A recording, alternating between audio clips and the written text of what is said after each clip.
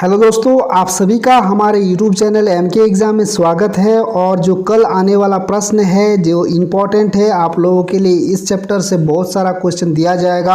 आप लोग इसको पढ़ लीजिए, आप लोगों का कल आने वाला है इस प्रकार का क्वेश्चन। तो यहाँ पर आप देख सकते हैं कि ये जो क्वेश्चन दिया गया है बहुत ही इंपॉर्टेंट है आप लोगों के लिए। तो आप लोग ज़रूर पूरा देख लीजिएगा वीडियो को, आप लोगों को बहुत ही फ़ायदा होने वाला है। तो यहाँ पर पहला क्वेश्चन जो दिया गया है देख सकते हैं क्या है, प्रकाश की किरणें गमन करती है, किस प्रकार गमन करती है, सीधी रेखा में, टेढ़ी रेखा में, किसी भी दिशा में, इनमें से कोई नहीं। तो ये आंसर जो हो जाएगा वो होगा प्रकाश हमेशा जो गमन करती है वो सीधी रेखा में गमन करती है। दूसरा नंबर जो क्वेश्चन दिया गया है, प्रकाश के परावर्तन के कितने नियम हैं। तो यहाँ पर आप जान लीजिएगा कि प्रकाश के जो परावर्तन होता है उसका 2 नियम होता है। क्या होता है? 2 नियम होता है, ठीक है। तो उसके बाद आप देख सकते हैं क्या दिया गया क्वेश्चन, प्रकाश के परावर्तन के नियम के अनुसार जो आपका प्रकाश के परावर्तन के अनुसार जो आपका नियम बनता है उसमें आपका ऑप्शन दिया है जो आपतन कोण परावर्तन कोण से बड़ा होता है, आपतन कोण परावर्तन कोण से छोटा होता है। और इस 3 नंबर में कह रहा है कि आपतन कोण और परावर्तन कोण बराबर होता है। चौथा नंबर में कह रहा है कि आपतन कोण परावर्तन कोण, आपतन कोण बट्टा परावर्तन कोण। तो इसमें जो आपका सही आंसर हो जाएगा, क्योंकि हमेशा हम लोग जानते हैं कि आपतन कोण और परावर्तन कोण क्या होता है, बराबर होता है। तो इसका जो आंसर हो जाएगा, प्रकाश के परावर्तन के जो नियम होता है आपतन कोण और परावर्तन कोण क्या होता है, बराबर होता है। नेक्स्ट आप देख सकते हैं यहाँ पर क्या दिया गया है कि यदि आपतन कोण का मान 60 डिग्री है तो परावर्तन कोण का मान क्या होगा। तो आपतन कोण का मान अगर 60 डिग्री है तो क्या कहा, ऊपर में हमने अभी बताया कि आपतन कोण और परावर्तन कोण बराबर होता है। यानी आपतन कोण अगर 60 डिग्री का है तो परावर्तन कोण भी कितना डिग्री का बनेगा, हमेशा 60 डिग्री का ही बनेगा, क्योंकि जितना डिग्री का आपतन कोण रहेगा उतना ही परावर्तन कोण भी बनने वाला है। तो यहाँ पर आंसर हो जाएगा आपका 60 डिग्री, ठीक है। उसके बाद देख सकते हैं कि परावर्तन के नियम लागू होता है, किस पर लागू होता है। ऑप्शन दिया है केवल समतल दर्पण पर, केवल अवतल दर्पण पर, केवल उत्तल दर्पण पर, केवल परावर्तक पृष्ठों पर। तो इसका जो सही आंसर हो जाएगा केवल जो है आपका केवल सभी, यहां पर केवल नहीं लगेगा, इसमें लगेगा क्या आपका सभी पृष्ठों पर, ठीक है, परावर्तक पृष्ठों पर। इसका जो सही आंसर हो जाएगा वो होगा आपका सभी परावर्तक पृष्ठों पर। उसके बाद जो देख सकते हैं नेक्स्ट आपका है समतल दर्पण द्वारा बना प्रतिबिंब होता है, किस प्रकार होता है, वास्तविक, काल्पनिक, दोनों या इनमें से कोई नहीं। तो इसमें जो आंसर हो जाएगा वो होगा काल्पनिक। समतल दर्पण द्वारा बना जो प्रतिबिंब होता है वो काल्पनिक, हमेशा काल्पनिक बनता है। उसके बाद आप देख सकते हैं समतल दर्पण में बना प्रतिबिंब हमेशा होता है, किस प्रकार होगा, आभासी एवं सीधा, आभासी एवं उल्टा, आभासी एवं सीधा, एवं वास्तविक एवं सीधा, एवं वास्तविक एवं उल्टा। तो इसमें जो आपका आंसर हो जाएगा वो होगा क्या, आपका देख सकते हैं जो समतल दर्पण में बना प्रतिबिंब हमेशा क्या होता है, आभासी एवं सीधा होता है। नेक्स्ट आपका है एक प्रतिबिंब का आकार हमेशा वस्तु के बराबर है तो दर्पण होगा, कौन सा दर्पण होगा, समतल दर्पण, अवतल दर्पण, उत्तल दर्पण, या समतल या उत्तल दोनों। तो इसमें जो सही आंसर हो जाएगा समतल दर्पण में जो होता है जो आकार होता है प्रतिबिंब का वो बराबर होता है, तो समतल आंसर हो जाएगा इसका। उसके बाद देख सकते हैं कि समतल दर्पण में प्रतिबिंब बनता है, किस कहाँ बनता है, दर्पण के आगे, दर्पण के पीछे, कभी आगे कभी पीछे, इनमें से कोई नहीं। तो इसका जो आंसर हो जाएगा दर्पण के पीछे बनेगा, किससे, समतल दर्पण में जो प्रतिबिंब बनता है वो दर्पण के पीछे बनता है। उसके बाद देख सकते हैं काल्पनिक प्रतिबिंब होता है, किस प्रकार होता है काल्पनिक प्रतिबिंब।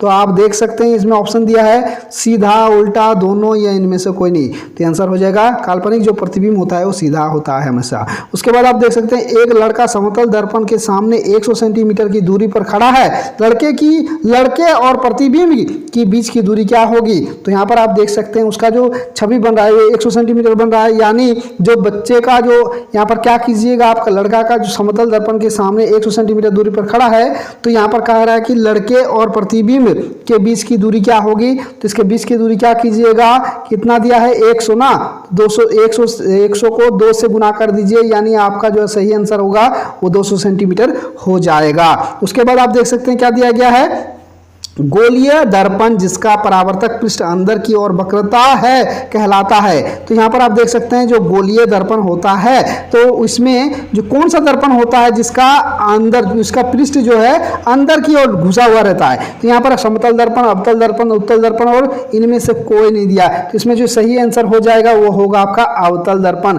अवतल दर्पण का जो पृष्ठ होता है वो अंदर की ओर वक्रित होता है। उसके बाद आप देख सकते हैं कि गोलीय दर्पण के ज्यामितिक केंद्र यानी मध्य बिंदु को कहते हैं, क्या कहते हैं? एक नंबर दिया फोकस, दूसरा नंबर वक्रता केंद्र, तीसरा नंबर वक्र और उसके बाद क्या है तीसरा नंबर ध्रुव और चौथा नंबर में आपका प्रकाश केंद्र। तो इसका जो सही आंसर हो जाएगा वह होगा आपका देख सकते हैं 3 नंबर ध्रुव कहते हैं। क्या कहते हैं? गोलीय दर्पण की ज्यामितिक केंद्र यानी मध्य बिंदु को कहते हैं क्या?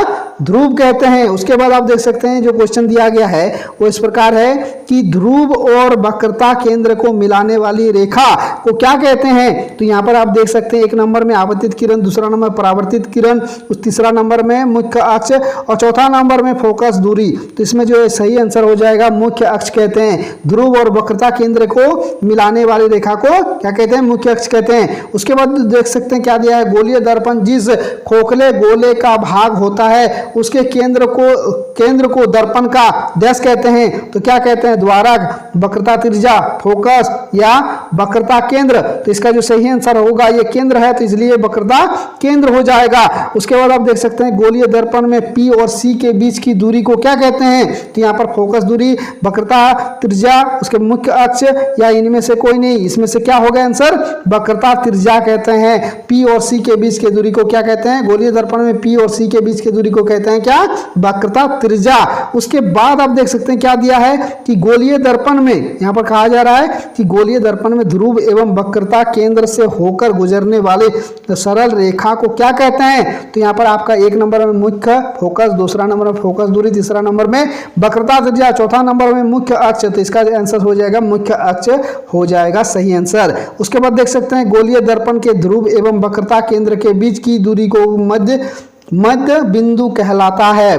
गोलीय दर्पण और एवं ध्रुव एवं वक्रता केंद्र के बीच की दूरी का मध्य बिंदु कहलाता है। क्या कहलाता है? तो उसे क्या कहते हैं? फोकस कहते हैं। उसके बाद देख सकते हैं किस गोलीय दर्पण को कहा जा रहा है कि किस गोलीय दर्पण को फोकस आभासी होता है, यानी किस गोलीय दर्पण का फोकस आभासी होता है। तो यहाँ पर ऑप्शन जो दिया है उत्तल दर्पण, उसके बाद आपका अवतल दर्पण, उसके बाद आपका एक दो दोनों यानी उत्तल अवतल दोनों, इनमें से कोई नहीं। तो इसका जो सही आंसर हो जाएगा उत्तल दर्पण हो जाएगा इसका सही आंसर।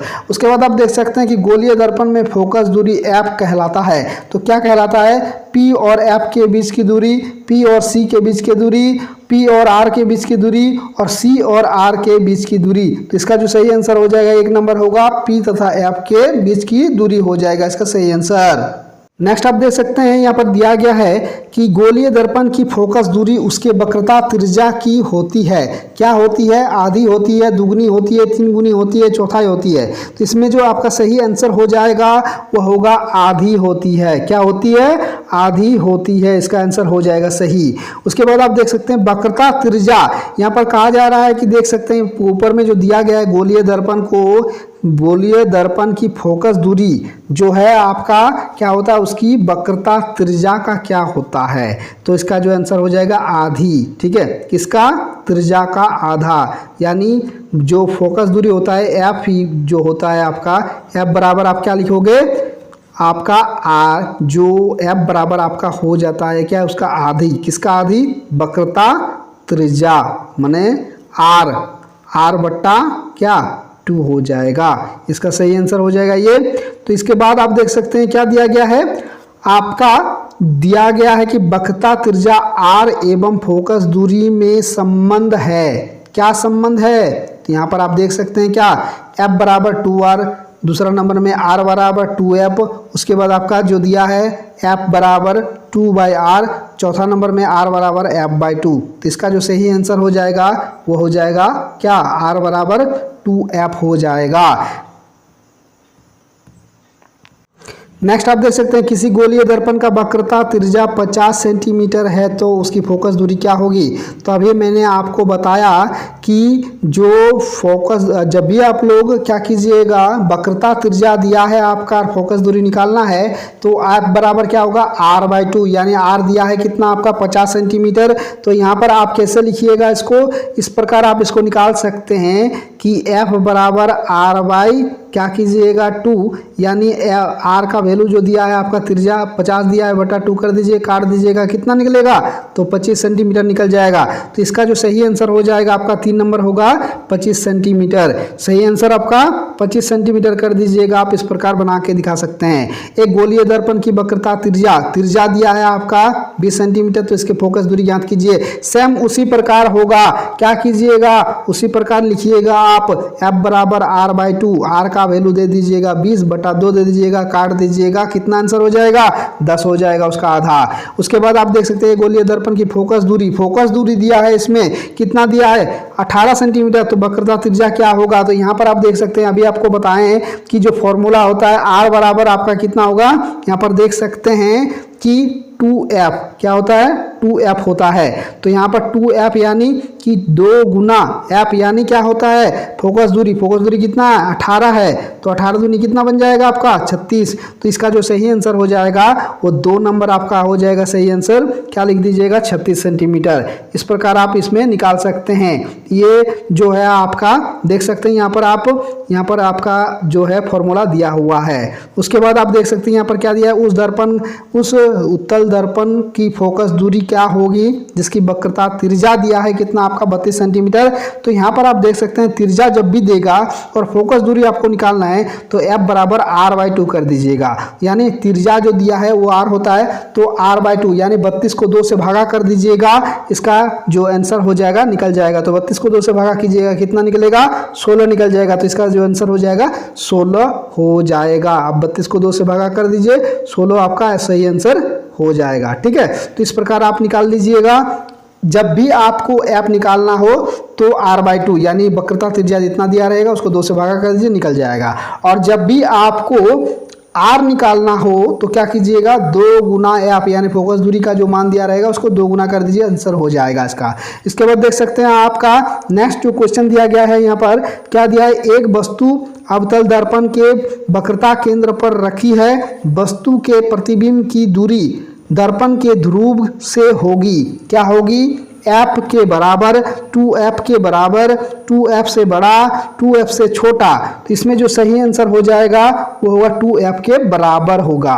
उसके बाद आप देख सकते हैं क्या दिया गया है आपका कि एक वस्तु अवतल दर्पण के सामने 10 सेंटीमीटर पर रखा है, जबकि दर्पण की फोकस दूरी क्या है आपका 20 सेंटीमीटर है, तो प्रतिबिंब बनेगा।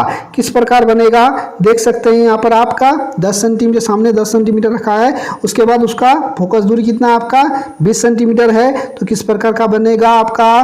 तो यहाँ पर आपका कौन सा दर्पण है, अवतल दर्पण है, तो किस प्रकार आंसर होगा आपका आभासी सीधा तथा बड़ा हो जाएगा। ठीक है, उससे बड़ा हो रहा है ना, प्रतिबिंब जो है जो बीम है उससे भी बड़ा हो जा रहा है, इसलिए क्या होगा उसका आंसर आभासी सीधा तथा बड़ा हो जाएगा। और उसके बाद जो दिया है आपका क्वेश्चन, किस गोलीय दर्पण का फोकस वास्तविक होता है। तो यहाँ पर अवतल दर्पण, उत्तल दर्पण, 1 और 2 दोनों, और इनमें से कोई नहीं। तो इसका जो सही आंसर हो जाएगा अवतल दर्पण का क्या होता है वास्तविक होता है, फोकस दूरी वास्तविक होता है। तो इस प्रकार का क्वेश्चन आप लोगों को कल आएगा ही आएगा, तो आप लोग अच्छा से पढ़ लीजिएगा। तो चलिए नेक्स्ट वीडियो में फिर मिलते हैं। थैंक यू, धन्यवाद।